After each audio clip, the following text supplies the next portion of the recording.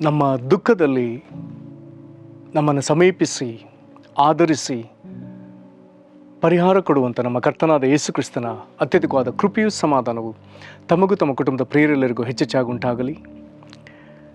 ಹೃದಯಂಗಮ ಮಾತೆನ್ನುವ ಈ ಮುಂಜಾನೆ ವಾಕ್ಯದ ಸರಣಿಯಲ್ಲಿ ಈ ತಿಂಗಳು ನಾವು ಗುಣಪಡಿಸುವ ವಾಕ್ಯಗಳು ಎಂಬ ಶೀರ್ಷಿಕೆಯಲ್ಲಿ ದೇವರ ವಾಕ್ಯವನ್ನು ಧ್ಯಾನಿಸುತ್ತಿರುವಲ್ಲಿ ಈ ದಿನ ನಾವು ಧ್ಯಾನಿಸುವಂಥ ದೇವರ ವಾಕ್ಯದ ಭಾಗ ಲೂಕನು ಬರೆದ ಸುವಾರ್ತೆ 7ನೇ ಅಧ್ಯಾಯ 13-15 ವಚನಗಳು. ಲೂಕನು ಬರೆದ ಸುವಾರ್ತೆ 7ನೇ ಅಧ್ಯಾಯ 13-15 ವಚನಗಳು.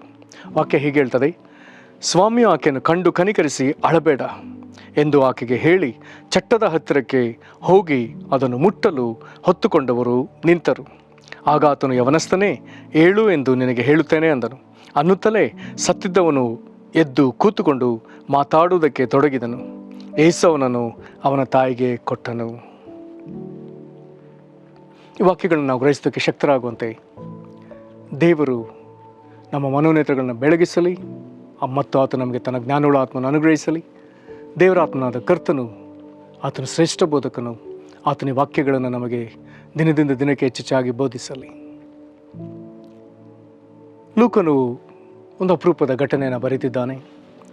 ನಾಯಿನ ಎಂಬ ಒಂದು ಊರು, ಒಂದು ಸಣ್ಣ ಊರು.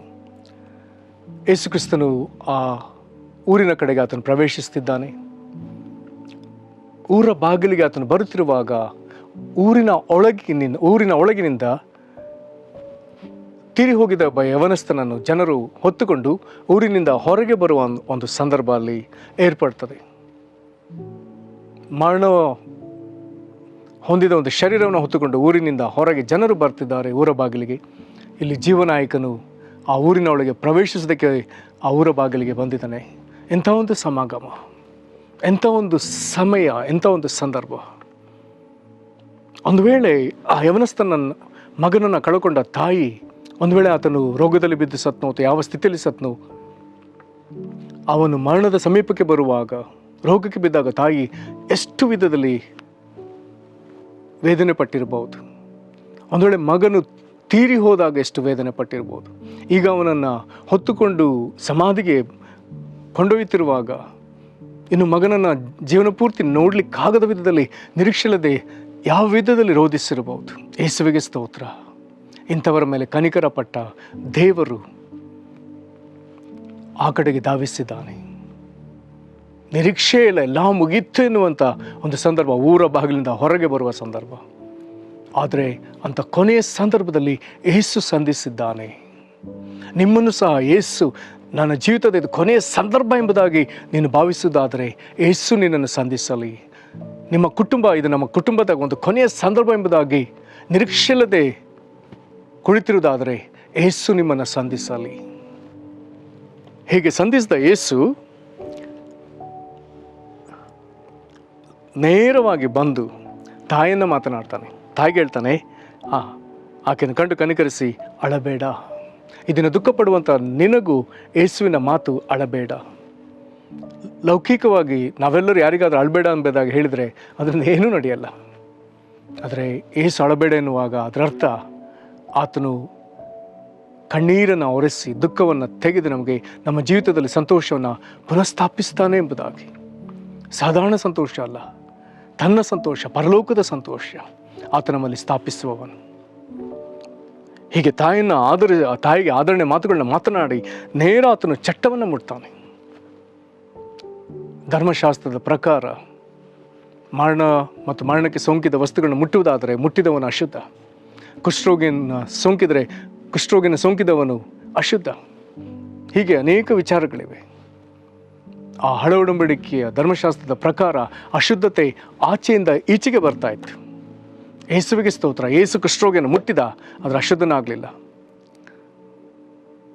ಸತ್ತ ಬಾಲಕಿಯನ್ನು ಕೈ ಹಿಡಿದು ಎಬ್ಬಿಸಿದ, ಯೇಸು ಅಶುದ್ಧನಾಗಲಿಲ್ಲ. ಚಟ್ಟ ಮುಟ್ಟಿದ, ಆತನ ಅಶುದ್ಧನಾಗಲಿಲ್ಲ. ರಕ್ತಕುಸುಮ ರೋಗಿ ಯೇಸುವಿನ ಉಡುಪಿನ ಗೊಂಡೆಯನ್ನು ಮುಟ್ಟಿದ್ಲು, ಯೇಸು ಅಶುದ್ಧ ಆಗಲಿಲ್ಲ. ಯಾಕೆ? ಈತನಲ್ಲಿರುವಂಥ ಕೃಪೆ, ಈತನಲ್ಲಿರುವಂಥ ಜೀವ, ಈತನಲ್ಲಿರುವಂಥ ಮಹಿಮೆ ಈತನಿಂದ ಆಚೆಗೆ ಅದು ರವಾನೆ ಆಗೋದ್ರಿಂದ, ಆಚೆಗೆ ಅದು ಹರಿಯೋದ್ರಿಂದ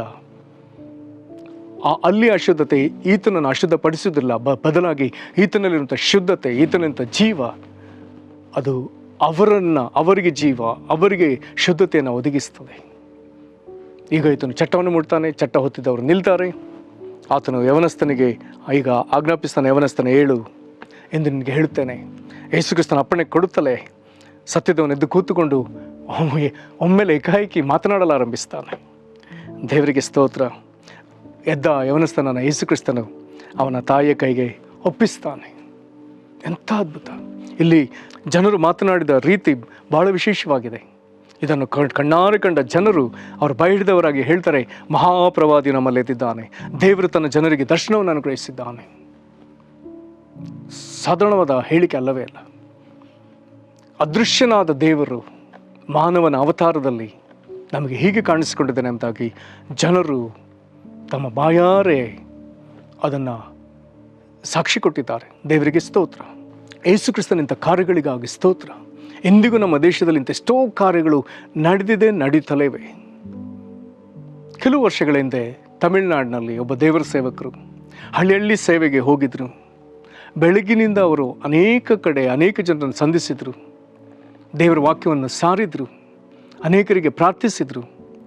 ಆದರೆ ಇವರಿಗೆ ಹೊಟ್ಟೆ ಹಸಿವು, ಎಲ್ಲಿಯೂ ಇವರಿಗೆ ಊಟಕ್ಕೆ ಎಲ್ಲಿಯೂ ಒಂದು ಅವಕಾಶ ಆಗಲೇ ಇಲ್ಲ.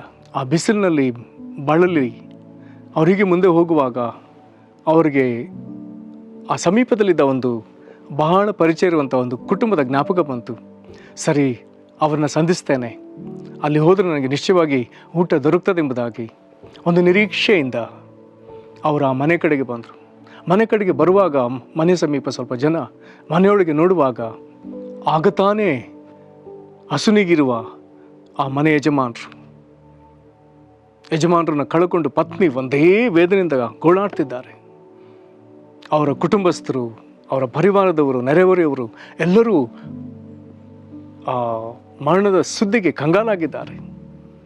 ಇವರ ಹಸುವೆಯಿಂದ ಬಳಲಿ ಆ ಮನೆಯೊಳಗೆ ಬಂದು ನೋಡುವಾಗ ಮರಣ. ಇವರಿಗೂ ವಿಪರೀತ ಆಯಾಸವಾಗಿದೆ, ವಿಪರೀತ ಹಸಿವು. ಈ ಮನೇಲಿ ಊಟ ಸಿಗ್ತದೆ ಎಂಬುದಾಗಿ ಬಂದರೆ ಈ ಮನೆ ದುಃಖದಲ್ಲಿದೆ, ಏನು ಮಾಡಬೇಕು ಗೊತ್ತಾಗಲಿಲ್ಲ. ಕಡೆಗೆ ಹಾಗೇ ಆಯಾಸದಿಂದ ಅಲ್ಲಿ ಕುಳಿತವರು ದೇವರು ನಿಶ್ಚಯವಾಗಿ ನಮ್ಮ ಹೋರಾಟಗಳಲ್ಲಿ ನಮ್ಮನ್ನು ಕಾಯ್ತಾನೆ ಎನ್ನುವಂಥ ಅರ್ಥ ಕೊಡುವಂಥ ಒಂದು ಒಳ್ಳೆಯ ತಮಿಳ್ ರಾಗ, ಆ ರಾಗವನ್ನು ಏಕಾಂತವಾಗಿ ಹಾಡ್ತಾರೆ. ಪರಿಸ್ಥಿತಿಯನ್ನು ಲೆಕ್ಕಿಸದೆ ದೇವರ ಆತ್ಮ ಭರಿತರಾಗಿ ಆಧರಿಸುವ ದೇವರನ್ನು ನೆನೆಸಿ ಆ ಹಾಡಿನಲ್ಲಿ ದೇವರನ್ನ ಸ್ತುತಿಸ್ತಾರೆ. ಕೇಳಿದವರಿಗೆ ಅದು ಎಷ್ಟೋ ಆದರಣೆ ಆಗಬೇಕು, ಹಾಗೆ ಆತ್ಮಭರಿತರಾಗಿ ಹಾಡ್ತಾರೆ. ಆಶ್ಚರ್ಯ ಕಾದಿತ್ತು. ಅವರು ಹಾಡು ಹೇಳಿ ಮುಗಿಸೋದ್ರೊಳಗೆ ಆ ಮನೆಯಲ್ಲಿ ಮರಣ ಹೊಂದಿದ್ದ ಆ ಮನೆ ಯಜಮಾನರು ಜೀವದಿಂದ ಎದ್ದು ಕುಳಿತಿದ್ದರು. ಕರ್ತನು ಇಂದಿಗೂ ಅದ್ಭುತಗಳನ್ನ ಮಾಡ್ತಿದ್ದಾನೆ. ಒಬ್ಬ ಮನುಷ್ಯನು ತನ್ನ ಆಯುಷ್ಕಾಲವನ್ನು ಪೂರೈಸದೆ ಅಕಾಲಿಕವಾಗಿ ಮರಣ ಹೊಂದಿದ್ದಾರೆ, ಕರ್ತನು ಅವರ ಮೇಲೆ ಕನಿಕರ ಕೊಟ್ಟು ಅವ್ರನ್ನ ತಿರುಗಿ ಆತನು ಬದುಕಿಸುವಂಥ ದೇವರಿಗೆ ಸ್ತೋತ್ರ. ಕರ್ತನಿಂಥ ಅದ್ಭುತಗಳನ್ನು ಇಂದಿಗೂ ಮಾಡಲು ಆತನು ಶಕ್ತನು. ಇಂದಿಗೂ ಇಂಥ ಅದ್ಭುತಗಳನ್ನ ಎಷ್ಟೋ ಜನರು ಹೊಂದಿಕೊಳ್ತಿದ್ದಾರೆ. ಅನೇಕ ಕಡೆ ಇಂಥದ್ದನ್ನು ನಾವು ಕೇಳಿಸ್ಕೊಳ್ತಲೇ ಇದ್ದೇವೆ. ಕರ್ತನು ಈ ದಿನವೂ ಇಂಥ ಕಾರ್ಯಗಳನ್ನ ಮಾಡ್ತಿರುವುದಕ್ಕಾಗಿ ಅನೇಕ ಸೇವಕರನ್ನು ಬಲಪಡಿಸಿದಂಥ ಕಾರ್ಯಗಳನ್ನ ಆತನು ಎಲ್ಲೆಡೆ ಮಾಡ್ತಿರುವುದಕ್ಕಾಗಿ ಆತನಿಗೆ ಎಲ್ಲೇ ಅಥವಾ ಲೆಕ್ಕವಿಲ್ಲದಷ್ಟು ಸ್ತೋತ್ರ ಉಂಟಾಗಲಿ. ನಾವು ಪ್ರಾರ್ಥನೆ ಮಾಡೋಣ. ಮಹಾಕೃಪೆಗಳ ಪರಲೋಕ ತಂದೆ, ನಿನ್ನ ಈ ಮಹಾಕನಿಕರಕ್ಕಾಗಿ ಸ್ತೋತ್ರ ಹೇಳ್ತೇವೆ. ನೀ ಮಗನನ್ನು ಕಳ್ಕೊಂಡು ನಿರೀಕ್ಷೆ ಇಲ್ಲದೆ ಆ ತಾಯಿ ಕರ್ತನೆ ಆ ಮಗನನ್ನು ಹೊತ್ತ ಜನರೊಂದಿಗೆ ಕರ್ತನೆ ಆಕೆ ಊರ ಬಾಗಿಲಿಗೆ ಬರುವಾಗ ನೀನು ಆ ಊರ ಬಾಗಿಲನ್ನು ಪ್ರವೇಶಿಸಿದೆಯಲ್ಲ. ಇವರು ಊರ ಹೊರಗೆ ಹೋಗೋದಕ್ಕೆ ಬಂದರೆ ನೀನು ಊರೊಳಗೆ ಪ್ರವೇಶಿಸಿದೆಯಲ್ಲ. ದುಃಖಪಡುವ ತಾಯಿಯನ್ನು ಅಳಬೇಡ ಎಂಬುದಾಗಿ ಆಧರಿಸಿದೆಯಲ್ಲ. ಚಟ್ಟವನ್ನು ಮುಟ್ಟಿ ನಿಲ್ಲಿಸಿ ಅಮ್ಮ ತೀರಿ ಹೋಗಿದ್ದ ಯವನಸ್ಥನು ಬದುಕುವಂತ ಅಪ್ಪಣೆ ಕೊಟ್ಟಿಯಲ್ಲ.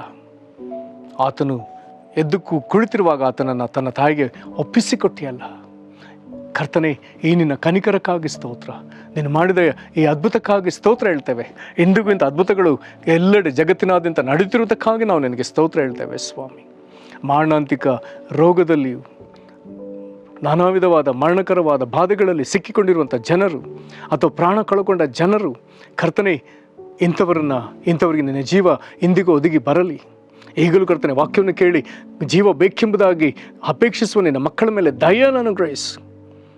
ಮರಣ ಹೊಂದಿರುವ ಅವರ ಶರೀರದ ಅಂಗಗಳಿಗೆ ನಜರೇತಿನ ಯೇಸು ಕ್ರಿಸ್ತನ ಹೆಸರಲ್ಲಿ ಜೀವ ಬರಲಿ. ಊಟ ಮಾಡಲಾರದವರು ಕರ್ತನೆ ಈಗ ಊಟ ಮಾಡುವುದಕ್ಕೆ ಬಲ ತೆಗೆದುಕೊಳ್ಳಲು ಯೇಸು ಕ್ರಿಸ್ತನ ಹೆಸರಿನಲ್ಲಿ. ನಿಷ್ಕ್ರಿಯಗೊಂಡ ಶರೀರದ ಅಂಗಗಳಲ್ಲಿ ನಜರೇತಿನ ಯೇಸು ಕ್ರಿಸ್ತನ ಹೆಸರಲ್ಲಿ ಅಪ್ಪ, ಪುನರುತ್ಥಾನ ಹೊಂದಿದ ಯೇಸುವೆ, ನಿನ್ನ ಪುನರುತ್ಥಾನದ ಶಕ್ತಿ ಇಳಿದು ಬರಲಿ. ನಿನ್ನ ಮಕ್ಕಳನ್ನು ಪುನರ್ಜೀವಗೊಳಿಸು. ಅದ್ಭುತಗಳು ನಡೆಯಲಿ ಯೇಸು ಕ್ರಿಸ್ತನ ಹೆಸರಿನಲ್ಲಿ. ಅದ್ಭುತಗಳು ನಡೆಯಲಿ. ಅಸಾಧ್ಯ ಪರಿಸ್ಥಿತಿಯಲ್ಲಿ ಕರ್ತನೆ ಎಲ್ಲವನ್ನ ಸಾಧ್ಯ ಮಾಡುವಂಥ ಕರ್ತನೆ, ನಿನ್ನ ಮಕ್ಕಳಿಗೆ ಅದ್ಭುತವನ್ನು ಕನಿಕರಿಸು, ಜೀವನ ಕನಿಕರಿಸು. ಮರಣವು ರದ್ದಾಗಲಿ ಯೇಸು ಕ್ರಿಸ್ತನ ಹೆಸರಿನಲ್ಲಿ. ಮರಣವು ರದ್ದಾಗಲಿ ಯೇಸು ಕ್ರಿಸ್ತನ ಹೆಸರಿನಲ್ಲಿ. ಮರಣವು ರದ್ದಾಗಲಿ ಯೇಸು ಕ್ರಿಸ್ತನ ಹೆಸರಿನಲ್ಲಿ. ಆತ್ಮಹತ್ಯೆ ಆಲೋಚನೆಗಳು ನಿನ್ನ ಜನರನ್ನು ಬಿಟ್ಟು ಹೋಗಲಿ ಯೇಸು ಕ್ರಿಸ್ತನ ಹೆಸರಿನಲ್ಲಿ. ಮರಣಕ್ಕೆ ನಡೆಸುವಂಥ ದುಶ್ಚಟಗಳಿಂದ ಬಿಡುಗಡೆ ಆಗಲಿ ಯೇಸು ಕ್ರಿಸ್ತನ ಹೆಸರಿನಲ್ಲಿ. ಮರಣಕ್ಕೆ ನಡೆಸುವಂಥ ಸಹವಾಸಗಳಿಂದ ಬಿಡುಗಡೆ ಆಗಲಿ ಯೇಸು ಕ್ರಿಸ್ತನ ಹೆಸರಿನಲ್ಲಿ. ಮರಣಕ್ಕೆ ನಡೆಸುವಂಥ ಜಗಳಗಳು ನಜರೇತಿನ ಯೇಸು ಕ್ರಿಸ್ತನ ಹೆಸರಿನಲ್ಲಿ ಸಮಾಧಾನಕ್ಕೆ ತಿರುಗಲಿ. ಆಶೀರ್ವದಿಸಿರಿ, ಆಶೀರ್ವದಿಸಿರಿ. ನಿನ್ನ ಜೀವ ಕರುಣಿಸು ಸ್ವಾಮಿ. ಮರಣವಾದ ಆಳ್ವಿಕೆ ಇರುವಂಥ ಭಾಗದಲ್ಲಿ ಏಸಪ್ಪ ನಿನ್ನ ಜೀವ ಪ್ರಸರಿಸಲಿ. ಏಸಪ್ಪ ನಿನ್ನ ಜೀವ ಪ್ರಸರಿಸಲಿ. ಕುಟುಂಬಗಳೊಳಗೆ ನಿನ್ನ ಜೀವ ಪ್ರಸರಿಸಲಿ. ಮರಣದ ಆಳ್ವಿಕೆ ರದ್ದಾಗಲಿ ಯೇಸು ಕ್ರಿಸ್ತನ ಹೆಸರಿನಲ್ಲಿ. ಕರ್ತನಾದ ಯೇಸು, ನಿನ್ನ ಜೀವದ ಆಳ್ವಿಕೆ ನಿನ್ನ ಜನರ ಮೇಲೆ ಬರಲಿ. ನಿನಗೆ ಮಾಡುವುದಕ್ಕಾಗಿ ಸ್ತೋತ್ರ. ನಿನ್ನ ಕರಗಳಿಗೆ ಒಪ್ಪಿಸಿಕೊಡ್ತೇವೆ. ಯೇಸು ಕ್ರಿಸ್ತನ ಹೆಸರಲ್ಲಿ ಬೇಡಿದ್ದೇವೆ ನಮ್ಮ ತಂದೆಯೇ, ಆಮೇನ್. ಕರ್ತನು ನಿಮ್ಮನ್ನು ಆಶೀರ್ವದಿಸಲಿ. ವಂದನೆಗಳು.